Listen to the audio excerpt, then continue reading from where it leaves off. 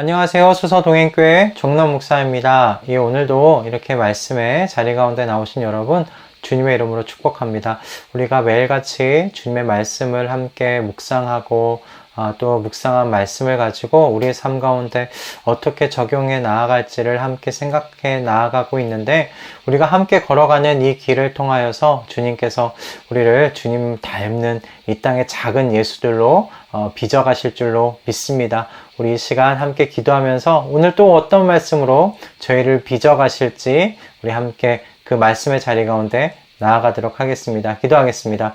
주님, 오늘 또 주님의 말씀의 자리 가운데 저희가 함께 나아갑니다. 주님의 성령께서 저희를 깨워 주시었고 저희를 인도해 가 주시옵소서. 말씀 또 깨닫는 은혜를 허락하여 주시사 우리의 삶이, 우리의 모습이 주님을 닮아가도록 역사하여 주시옵소서. 이 땅에 주님을 닮아 주님과 함께 걸어가는 주님의 작은 예수들 다 될 수 있도록 은혜 허락하여 주시옵소서. 감사드리오며 우리 주 예수 그리스도의 이름으로 기도드립니다. 아멘. 오늘 우리에게 주시는 하나님의 말씀은 레위기 2장 1절부터 16절의 말씀입니다. 레위기 2장 1절부터 16절의 말씀입니다. 제가 봉독하도록 하겠습니다. 나 주에게 곡식 제물을 바치는 사람은 누구든지 고운 밀가루를 제물로 바치는데 거기에 기름 붓고 향을 얹어서 바쳐야 한다. 그가 그 제물을 아론의 혈통을 이어받은 제사장들에게 가져오면 제사장은 기름으로 반죽한 밀가루에서는 가루 한 줌을 걷고 향은 다 거두어서 그 제물을 모두 바치는 정성의 표시로 제단 위에 올려놓고 불살라야 한다. 이것이 제물을 불에 태워서 그 향기로 나 주를 기쁘게 하는 살라 바치는 제사이다. 곡식 제물 가운데서 살라 바치고 남은 것은 아론과 그 아들들의 몫이다. 이것은 나 주에게 살라 바치는 제물에서 온 것이므로 가장 거룩한 것이다. 내가 화덕에 구운 것으로 곡식 제물을 바치려거든 고운 밀가루에 기름을 넣어서 반죽하여 누룩을 넣지 않고 만든 둥근 과자나 누룩을 넣지 않고 기름만 발라서 만든 얇고 널쩍한 과자를 바쳐야 한다. 내가 바치는 곡식 제물이 빵 굽는 판에다 구운 것이면 그것은 고운 밀가루에 기름을 넣어 반죽하여 만든 것으로서 누룩을 넣지 않은 것이어야 한다. 너는 그것을 여러 조각으로 나누고 그 위에 기름을 부어라. 이것이 곡식 제물이다. 내가 바치는 곡식 제물이 냄비에다 구운 과자이면 고운 밀가루에 기름을 넣어서 만든 것이어야 한다. 이렇게 하여 곡식 제물이 준비되면 그것을 나 주에게 가지고 와서 제사장에게 주어라. 제사장이 그것을 받아 제단으로 가져갈 것이다. 제사장은 그 곡식 제물에서 정성의 표시로 조금 떼어서 그것을 제단 위에 올려놓고 불살라야 한다. 이렇게 하여 그 제물을 모두 바쳤다는 표시로 삼는다. 이것이 제물을 불에 태워서 그 향기로 나 주를 기쁘게 하는 살라 바치는 제사이다. 곡식 제물 가운데서 살라 바치고 남은 것은 아론과 그 아들들의 몫이다. 이것은 나 주에게 살라 바치는 제물에서 온 것이므로 가장 거룩한 것이다. 너희가 나 주에게 바치는 곡식 제물은 어떤 것이든지 누룩을 넣지 않은 것이어야 한다. 나 주에게 살라 바치는 제사에서 어떤 누룩이나 꿀을 발라서는 안 되기 때문이다. 너희가 맨 먼저 거둔 곡식을 제물로 바칠 때에는 나 주에게 누룩과 꿀을 가져와도 되지만 나 주를 기쁘게 하는 향기를 내려고 그것들을 제단 위에 올려놓아서는 안 된다. 내가 바치는 모든 곡식 제물에는 소금을 넣어야 한다. 내가 바치는 곡식 제물에는 내 하나님과 언약을 세울 때에 넣는 그 소금을 빼놓지 말아라. 내가 바치는 모든 제물에는 소금을 넣도록 하여라. 내가 맨 먼저 거둔 것을 나 주에게 곡식 제물로 바칠 때에는 햇곡식을 불에 볶거나 찌은 것으로 곡식 제물을 바쳐야 한다. 그 위에 기름과 향을 놓아라. 이것이 곡식 제물이다. 제사장은 제물을 모두 바치는 정성의 표시로 곡식과 기름에서 조금 갈라내어 향 전부와 함께 불살라야 한다. 이것이 나 주에게 살라 바치는 제사이다. 아멘. 네, 여러분, 오늘 저희가 함께 읽은 본문의 말씀은 레위기 2장입니다. 레위기 2장은 소제와 관련된 말씀인데요. 이 소제는 히브리어 말로 민하라고 이렇게 불려졌습니다. 그 뜻은 예물이나 선물을 의미하는 것이었는데, 이런 의미를 가지고 있는 소제는 이 본문에서 기록된 바와 같이 특별히 특별히 곡물로 드리는 제사였습니다. 이 곡물을 맷돌로 빻아서 고운 가루로 만들어 드렸던 제사가 바로 이 소제입니다. 본문에 나와 있는 것과 같이 이 고운 가루로 제사를 드리는데 이 고운 가루로만 제사 드리지는 않았어요.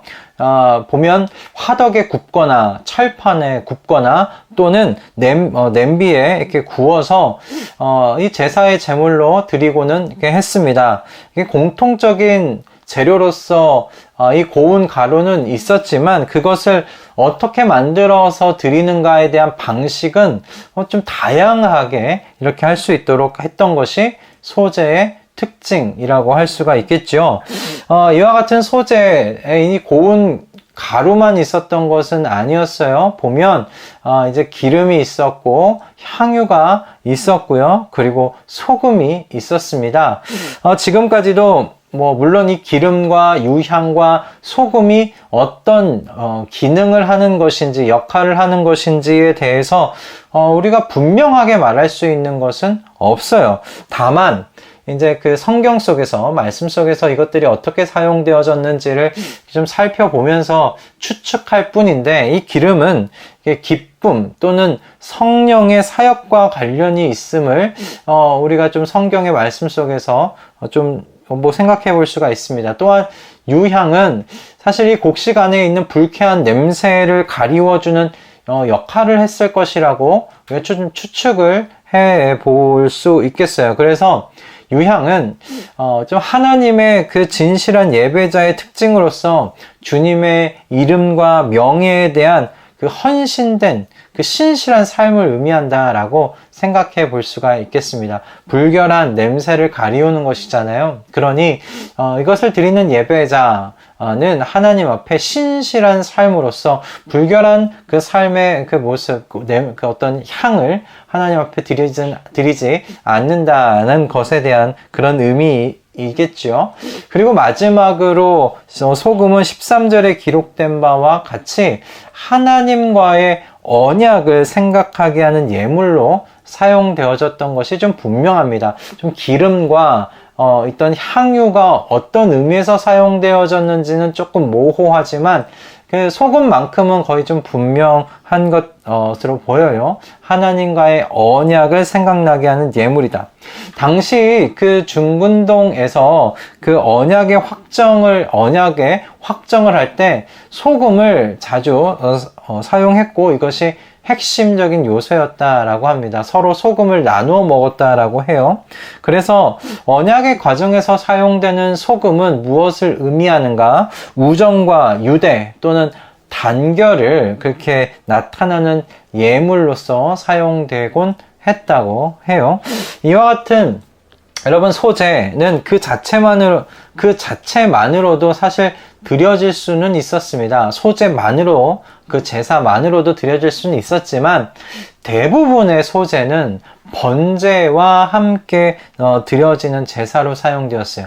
번제가 먼저 드려지고 그 다음에 소제가 이어서 드려졌던 것이죠. 그러므로 번제 이후에 소제로서 이 소제가 어떤 의미를 가지고 있는가를 묵상하는 것이 좀 중요하겠다. 저는 그렇게 생각을 합니다. 여러분 번제는 어떤 것을 의미했습니까?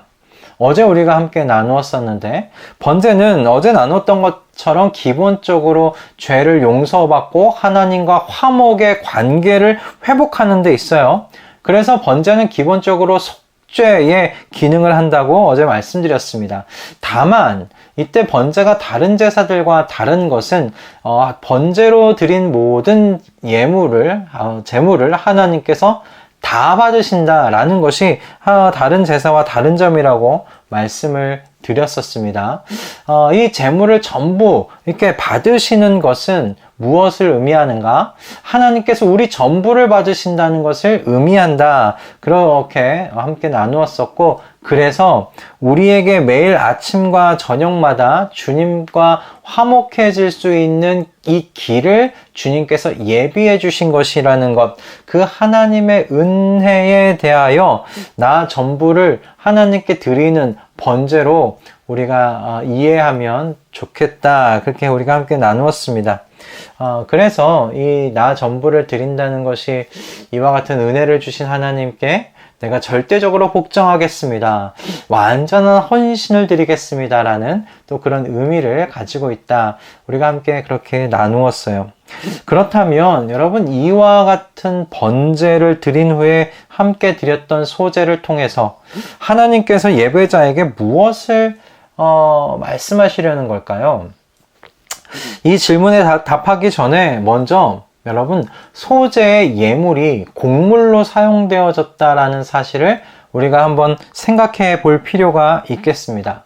소제의 예물이 여러분 곡물로 사용되어졌다면 아마도 소제는 광야 생활 중에 드려지기보다는 가나안 땅에 들어가 정착한 이후에 드려졌던 제사라고 우리가 좀 추측해 볼 수가 있겠습니다. 여러분 그렇지 않겠습니까? 40년 광야 생활 동안 곡물을 길러서 또 그것을 하나님께 길러서 하나님께 드린다는 것은 쉽지 않은 일입니다. 40년 동안 광야 생활하는 중에는 아마 이 곡물로 하나님께 드리는 소제는 드리지 못했을 것입니다.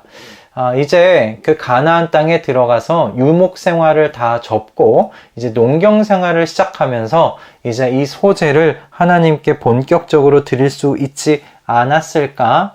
그렇게 생각해 볼 수가 있겠어요. 그러므로 여러분, 소제로 내어드리는 곡물은 기본적으로 이 소제로 하나님 앞에 나아가는 이 예배자가 오랜 시간 직접 땅을 일구면서 땀 흘려서 일하여 얻은 소득으로 드린다는 것을 우리는 생각할 수가 있겠습니다.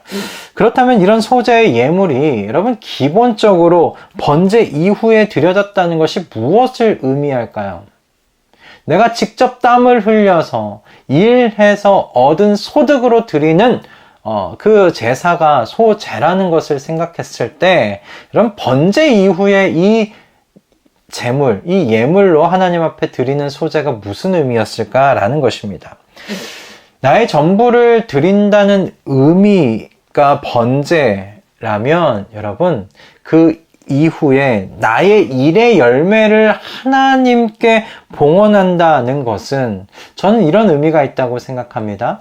나의 일상이 모두 주님의 것이라는 고백이 아니겠는가라는 것이에요. 내 일상이 다 주님의 것입니다 라는 고백입니다. 나의 전부를 드린다는 것은 곧 나의 일상이 주님의 것이라는 그런 고백이 아니겠습니까? 그런 의미에서 소제는 매번 드려야 하는 이런 필수제가 아니었다는 것이 좀 특이한 일입니다. 소제는 하나님의 그 최고의 권위를 인정하고 그분의 호의와 축복을 여러분 바라는 표현으로서 하나님께 예배자가 자발적으로 드리는 선물로서 이 소제가 사용되었습니다. 그래서 소제가 히브리어 말로 선물을 의미하는 민하가 아닐까 그렇게 또 생각해 볼 수 있겠어요. 저는 하나님께서 이 소제를 선물로서 받으신다는 것이 좀 크게 감동이 되었습니다. 우리의 죄를 용서해 주시고 거룩하신 주님께서 우리 전부를 다 받아주셨습니다. 이 은혜를 베푸신 하나님께서 소제를 의무로 요구하셨어도 저는 개인적으로 우리는 아무 말도 할 수 없겠다 그렇게 생각이 들었어요. 그런데 주님께서 나의 일상이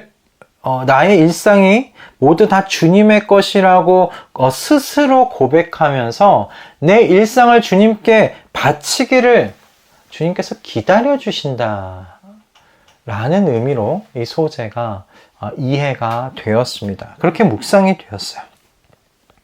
여러분, 사도 바울은 예수 그리스도 안에서 우리의 소유권이 어디에 있는지 다음과 같이 분명하게 이야기합니다. 여러분은 성령을 하나님으로부터 받아서 모시고 있습니다. 여러분은 여러분 자신의 것이 아닙니다. 여러분은 하나님께서 값을 치르고 사들인 사람입니다. 그러므로 여러분의 몸으로 하나님을 영화롭게 하십시오. 그런데요, 여러분, 이 주님께서 저와 여러분의 이와 같은 소유권을 주장하지 않으세요. 그리고 다음과 같이 기다려 주십니다. 보아라, 내가 문 밖에 서서 문을 두드리고 있다. 누구든지 내 음성을 듣고 문을 열면 나는 그에게로 들어가서 그와 함께 먹고 그는 나와 함께 먹을 것이다. 여러분, 주님께서 기쁨 속에서 나의 일상 전부가 주님의 것이 된다는 그 고백을 하면서 선물로서 받으시기를 지금 기다려주고 계시다라는 것입니다. 그 외아들 예수 그리스도를 십자가라는 번제단 위에서 우리를 위해 전부 주셨음에도 불구하고 하나님께서는 우리에 대한 소유권을 주장하지 아니하신다는 거예요. 기쁨 가운데 우리 스스로 나의 일상이 다 주님의 것입니다. 그렇게 고백하면서 우리의 삶의 일상 전부를 주님께 선물로 바치기를 주님께서 기다리시는 것입니다. 여러분, 소재의 이와 같은 정신을 좀 기억하셨으면 좋겠습니다.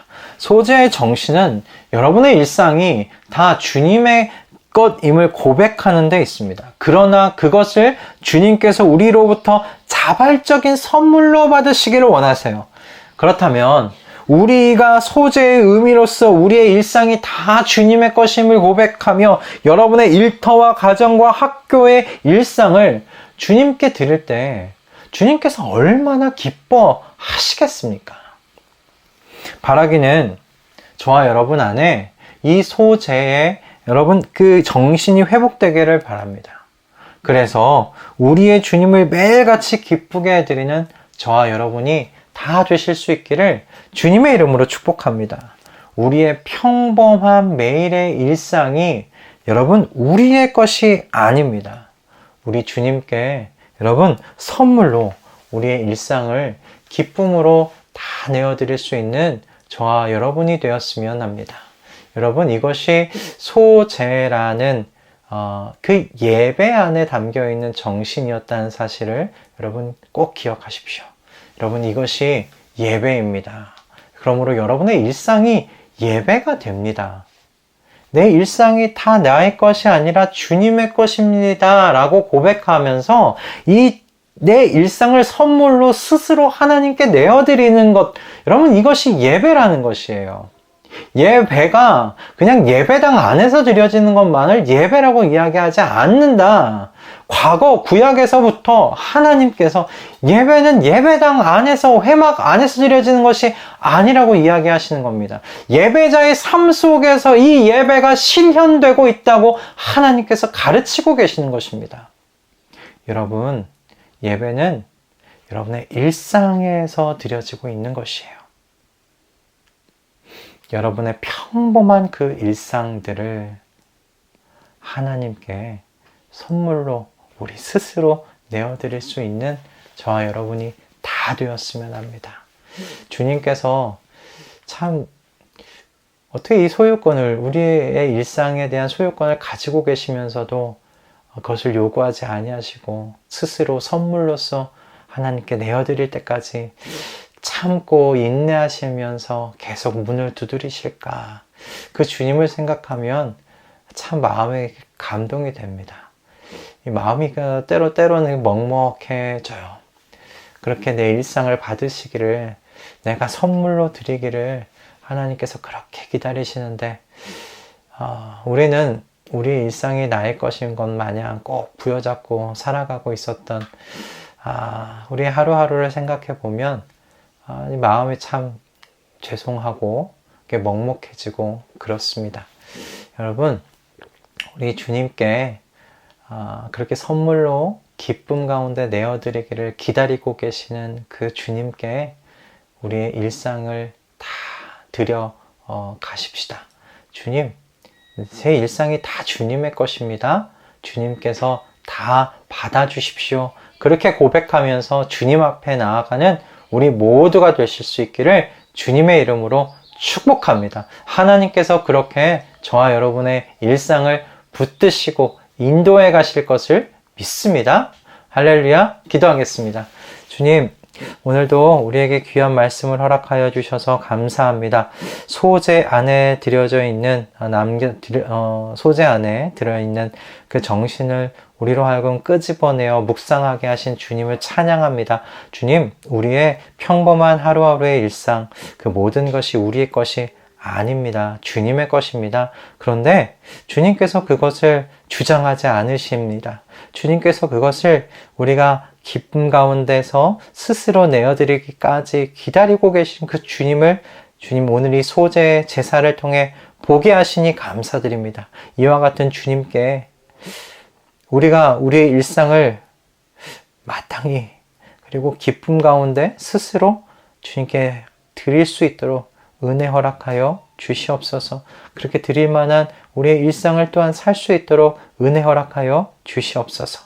주님께서 우리의 삶을 주님께 드릴 그 귀하고 복된 삶으로 만들어 가실 것을 믿사오며 우리의 마음 가운데 또 그와 같은 도전을 허락하여 주실 것을 믿으며 우리 주 예수 그리스도의 이름으로 기도드립니다.